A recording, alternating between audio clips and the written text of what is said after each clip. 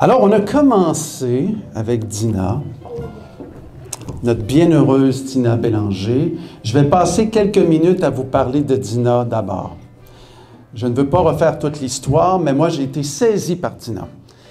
Au début des années 2000, j'enseignais au Collège Jésus-Marie de Sillery. J'ai raconté déjà l'histoire, donc je ne veux pas trop m'allonger. Vous irez voir la première conférence, pour ceux qui ne l'ont pas vue, sur Internet. J'ai été saisi par cette femme de foi, décédée à 32 ans de la tuberculose, que des spécialistes, des grands théologiens de l'Église, comparent à Thérèse d'Avila et Thérèse de Lisieux.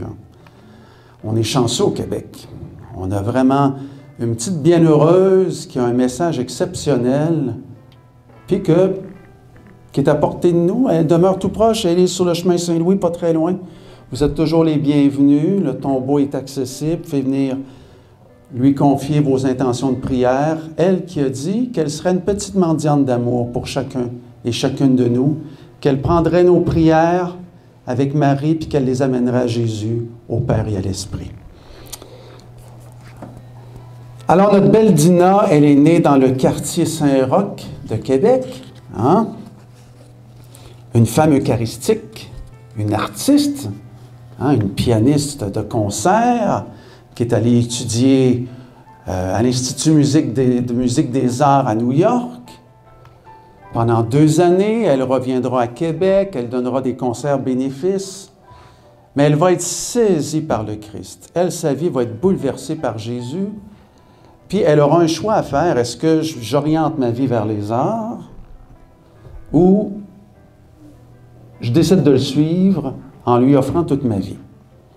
Et elle va décider de suivre la deuxième option. Alors moi, je suis bien content parce que ça me permet de la découvrir, de la lire. Donc, elle va entrer en communauté chez les religieuses de Jésus-Marie.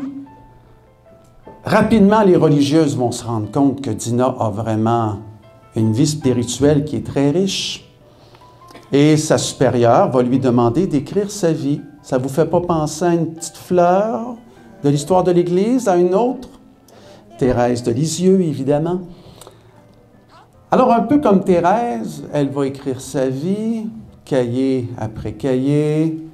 Les sœurs de Jésus-Marie vont récupérer chaque cahier, vont les entreposer quelque part. Et c'est seulement après son décès qu'ils vont en faire la relecture et qu'ils vont soumettre tous les écrits de Dina à l'archevêque de Québec.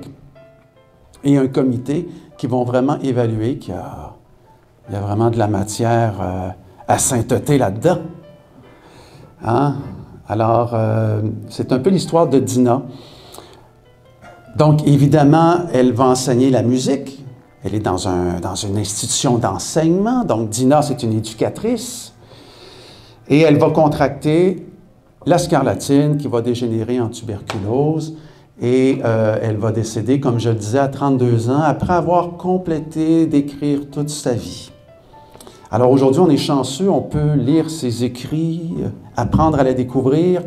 Mais Dina, c'est vraiment une artiste. Donc, elle dépeint sa relation à Dieu comme une artiste. C'est des tableaux, c'est vraiment formidable, c'est magnifique. Quand on s'y apprête, quand on est capable de traverser l'écorce historique de son style littéraire, on découvre vraiment une femme exceptionnelle. Dina va connaître la maladie. Dina va connaître des périodes de doute. Dina va avoir des pensées noires aussi dans sa vie, comme il nous arrive d'en avoir. Elle va vivre le combat spirituel, hein, du carême de la vie, mais aussi de la résurrection de la vie. Dina va comprendre à un certain moment donné que nos petites croix journalières, et ça, je reprends cette expression d'elle, nos croix journalières peuvent devenir des joyaux si on les offre à Jésus, qu'on n'est pas seul. Et Jésus va se manifester à elle de différentes façons. Elle va avoir vraiment une relation toute proche avec Jésus. Et c'est ce qui va la faire vivre. C'est ce qui va la nourrir. Et aujourd'hui, si on relit sa vie ensemble, ça serait intéressant d'avoir un groupe de lecture. Je lance l'invitation au Père Benoît. On pourrait approfondir justement cette vie spirituelle qu'elle a à nous offrir. Alors aujourd'hui, donc j'ai fini ma petite plug à Dina, je suis content, comme directeur du centre Dina. Alors aujourd'hui, on va parler de la dimension de la communauté. Donc, c'est important la communauté. On a parlé jusqu'à maintenant de vivre l'unité avec soi-même, c'est beau ça. Ensuite, on a parlé de nos rapports avec les autres. Et aujourd'hui, en communauté. C'est beau la communauté. Moi, j'aime beaucoup l'expression communion. Il y a comme deux mots là-dedans. Une commune union. Vous n'avez jamais pensé à ça, Une commune union. On est en commune union. C'est ça la communauté. On est en commune union. Bon, parfois c'est plus facile que d'autres. Parfois il y a des moments qui sont plus faciles que d'autres. D'autres c'est plus difficile. Mais l'important c'est qu'on soit ensemble. Puis souvent, les moments plus difficiles, c'est drôle, ça nous permet, comme dans une famille, de nous resserrer les coudes puis de se regrouper. Parlant d'unité, parlant de communauté, j'aimerais qu'on fasse un petit survol dans l'histoire. On va retourner au-delà de 1000 ans avant Jésus. Un certain Jacob, ça vous dit quelque chose? Au livre de la Genèse, Jacob a 12 fils. Vous vous rappelez de ça? Il y a un de ses fils qui va devenir prince d'Égypte. Il va arriver une grande famine en Égypte. Et qu'est-ce qui va se passer? Jacob, ses fils, ses brus, vont tous se ramasser en Égypte pour fuir la famine. Et juste en passant, Jacob, il y a une fille qui s'appelle Dina. C'est-tu pas beautiful, ça? Celle-là aussi, il fallait que je la plug. C'est la seule fois qu'on en parle dans la Bible. Et parenthèse, je retourne un peu en arrière, un petit épisode que Dina a vécu, mais après ça, je reviens tout de suite à Jacob et à Dina. Okay? Donc, Dina, quand elle était au primaire, à un certain moment donné, l'institutrice, qui est une religieuse, dit aux jeunes, vous savez, vous avez toutes une sainte qui porte votre nom. Toi, Lucie, c'est Sainte Lucie. Gertrude, c'est Sainte Gertrude. Mais quand arrive le tour de Dina, mais pauvre Dina, il n'y en a pas. Alors, Dina dit dans son autobiographie, « Ce jour-là, je me suis dit intérieurement que je donnerais une sainte à toutes celles qui porteront mon nom. » Donc, déjà, quand elle était jeune, elle avait ce désir de devenir une sainte. Et ça s'inscrit dans le courant de notre baptême. C'est la sainteté pour tous. C'est accessible à tous. Donc, quand on lit Dina, la sainteté, c'est pour tout le monde. Ce n'est pas une compétition. La seule compétition qu'il y a, c'est avec moi-même. Pas en compétition avec les autres. Là. La sainteté, c'est quelque chose de personnel, mais qui est au service de l'Église. Fin de la parenthèse. Je reviens à Jacob et Dina. Donc, notre Jacob se ramasse en Égypte avec ses fils. Il part avec, comme je disais, avec ses fils, leurs troupeaux, leurs petits-enfants, leurs enfants. Puis ils forment un beau gros peuple. Et après quelques années, après 400 ans, là, les Égyptiens commencent à dire, commencent à prendre pas mal de place en Égypte, eux autres. Et puis, ils vont décider d'exploiter cette main-d'œuvre bon marché. Puis, on connaît la suite de l'histoire. On se rappelle de Moïse qui va libérer, grâce à Dieu, le peuple d'Israël. Et ensuite de ça, c'est la traversée de la mer Rouge, la libération, la Pâque juive qu'on appelle. Et le peuple d'Israël, le peuple de Jacob, se ramasse dans le désert. Ce que je veux vous dire, c'est que le désert, c'est l'endroit où le peuple d'Israël s'est défini comme peuple. Je lisais un texte cette semaine du pape François qui disait « L'Esprit Saint se manifeste rarement dans les applaudissements, puis la vantardise. Il se manifeste la majorité du temps dans nos moments les plus difficiles, les plus arides, dans nos déserts intérieurs. Et c'est l'occasion pour le peuple d'Israël, comme je le disais tout à l'heure, de se serrer les coudes.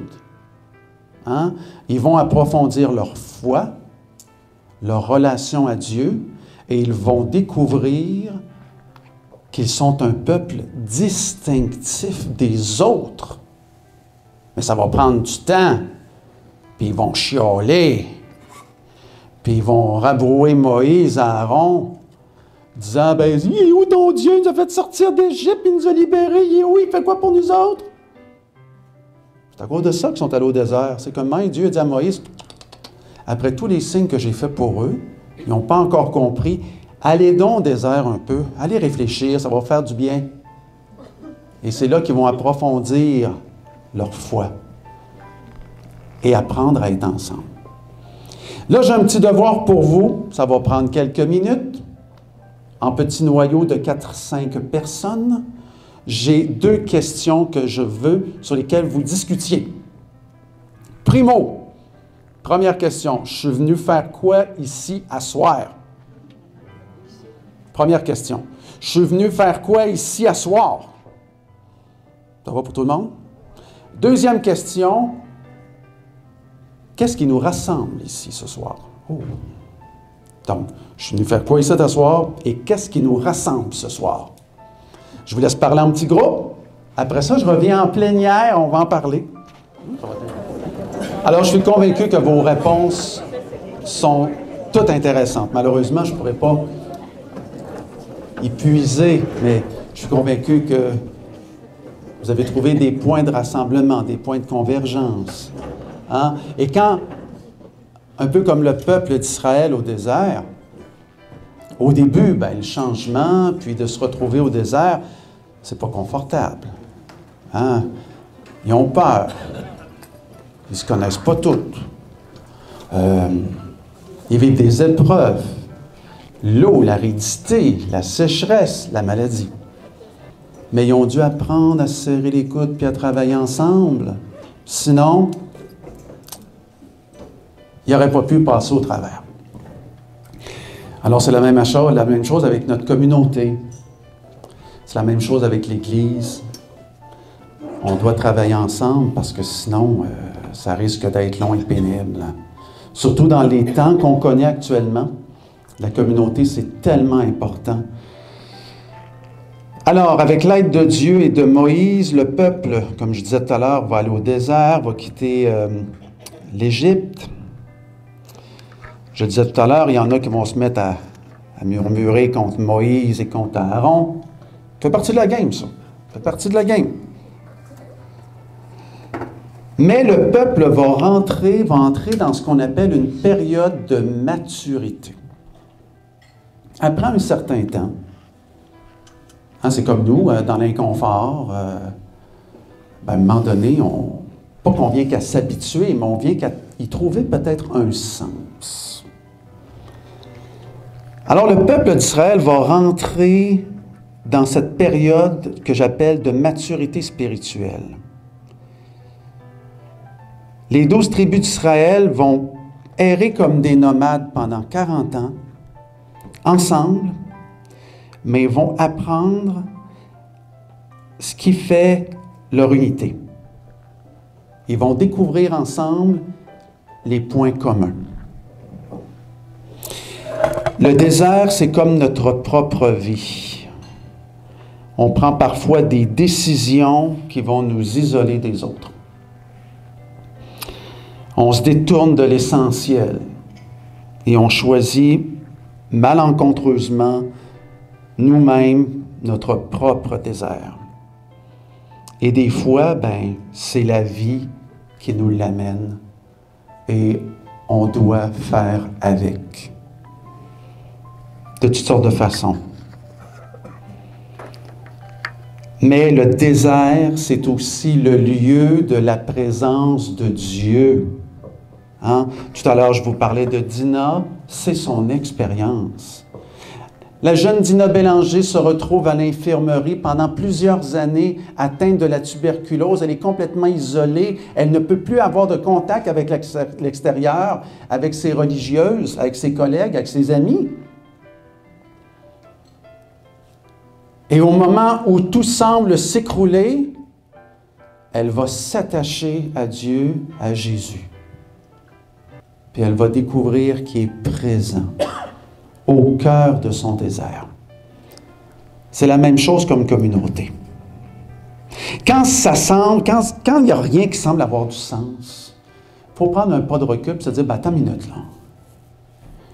C'est quand même spécial. Il faut changer notre paire de lunettes, puis essayer de mettre les lunettes de l'Esprit Saint, puis de se dire, c'est quoi les signes des temps? Qu'est-ce que Dieu est en train de nous apprendre au travers de cette expérience que je vis? Je le sais, il y en a qui sont en train de se dire, « Ouais, c'est bien plus facile à dire qu'à faire, ça. » Tu sais, quand tu es dedans, tu souffres. Non, soyez assurés que je comprends à 100%. Parce que le gars qui est en avant, là, il n'est pas mieux que vous autres. Il vit des combats, des difficultés, il a une famille, il sait exactement les embûches qui peuvent se présenter sur notre chemin. Mais il n'en reste pas moins que si on est ici ce soir, c'est parce qu'on recherche un sens à notre vie. Tant mieux si vous l'avez trouvé. Et on veut le partager. On veut le partager aux autres, en communauté et pour l'Église. Parfois, la vie nous dépossède et nous apprend ce qui est vraiment important. En Dieu, là, si vous avez une phrase à vous rappeler ce soir, c'est celle-là. Là. En Dieu, on perd jamais. On perd nothing. On gagne tout le temps. Mais on ne gagne pas à la façon du monde. C'est-à-dire que l'autre jour, j'en parlais, quand Jésus a parlé aux fils de Zébédée, vous vous rappelez, avec leur mère, hein, quand il dit, écoutez, mon royaume là, n'est pas de ce monde, là. C'est-à-dire que mélangez pas le pouvoir, la domination, le contrôle, puis mon message d'amour que je viens apporter, c'est un autre monde. Mais vous pouvez déjà en jouir dès ici-bas. C'est ce que Dina, attention là, c'est un grand mot là, que je vais dire là, non? Dina appelle ça la substitution. Qu'est-ce que c'est ça, la substitution? Ça signifie que Dieu vient vivre en moi et agir en moi. Il ne vient pas détruire ma personnalité. Tu sais, saint Thomas d'Aquin, il dit la grâce ne détruit pas la nature. Là. On reste, moi je demeure Louis Martin Lantier, baptisé, puis j'essaie de faire de la place à Dieu dans ma vie. Mais cette présence de Dieu-là, quand on la goûte, elle vient embellir, changer, transformer notre vie. Et ça goûte bon. Et quand les gens vous voient vivre de cette vie divine-là, ben ils se disent « Non, qu'est-ce qu'elle a, elle? Qu'est-ce qu'il y a, lui? Il y a quelque chose de spécial. » Ben, ils ne le savent pas, mais vous le savez. C'est l'action de l'Esprit Saint. C'est lui qui passe. Alors, c'est ça hein, que j'explique, la substitution. C'est tranquillement, jour après jour, lui faire un petit peu plus de place dans notre vie et le laisser agir, au point que, comme Paul dit, ce n'est plus moi qui vis, c'est le Christ qui vit en moi. Donc, le Christ qui vit en moi vient m'accomplir pleinement, vient me réaliser pleinement dans toutes les dimensions de mon être, comme être humain. Parce qu'il veut que je sois un être humain, mais que je vive avec lui en amitié. Donc, je disais que le désert, c'est le lieu de la présence de Dieu. C'est la même chose en communauté. La même chose. Dieu veut se substituer à ce qui nous divise pour nous apprendre l'unité. Hein, j'ai parlé de l'unité en moi-même, avec les autres.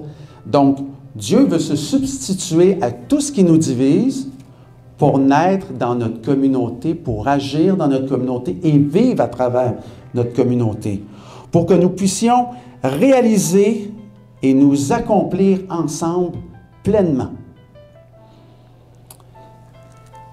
Paul, Éphésiens chapitre 5, verset 5, nous enseigne la recette pour réussir à vivre l'unité. Hein? Je fais un petit rappel. Oh, c'est un bon contrat. Être patient. Oh boy, j'ai de la misère avec ça, moi. Mais avec Dieu, c'est possible. Éviter de mentir. Reconnaître la valeur des autres.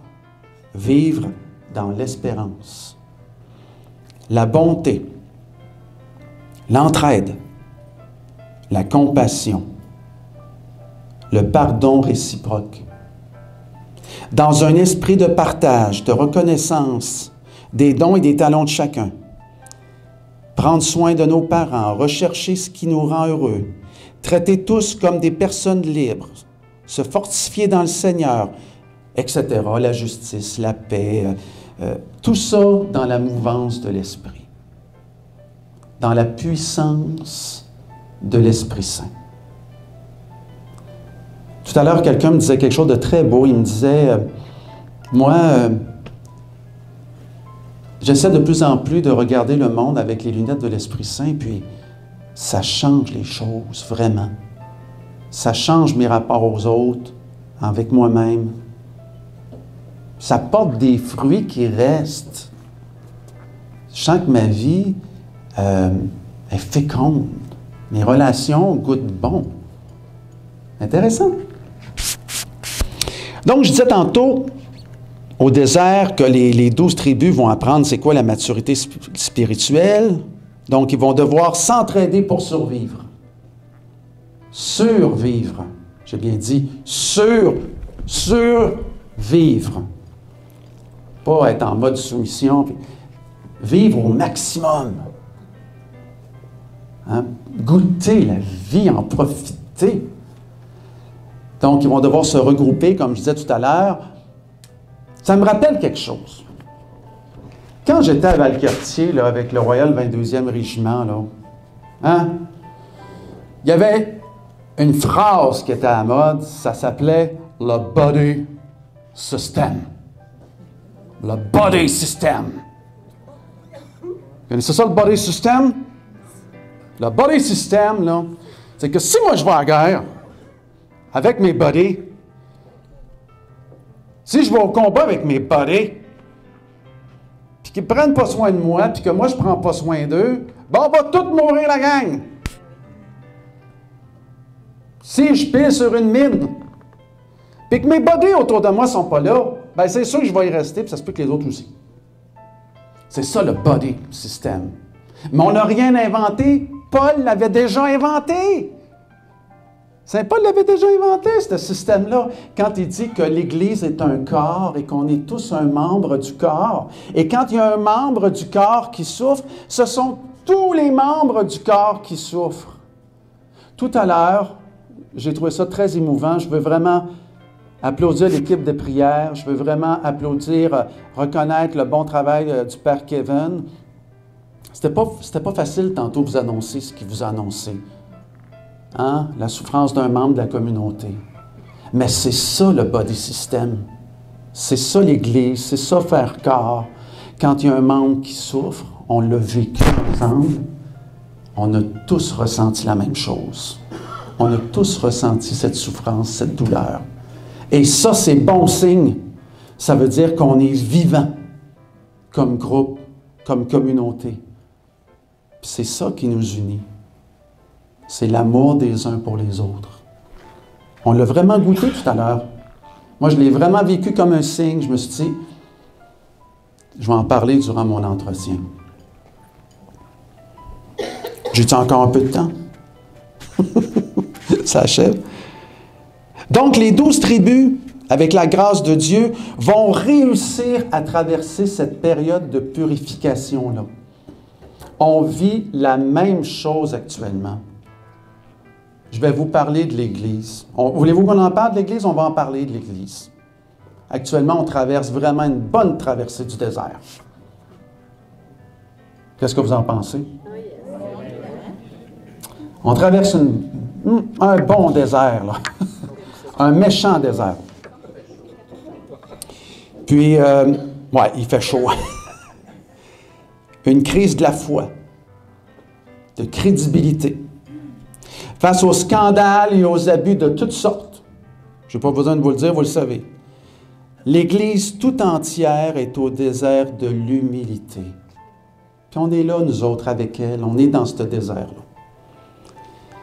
L'Église, là, elle n'a plus rien pour se glorifier, sinon que d'espérer en Dieu. Il faut que je répète ça, c'est bon ça. L'Église n'a plus rien pour se glorifier, sinon que d'espérer en Dieu.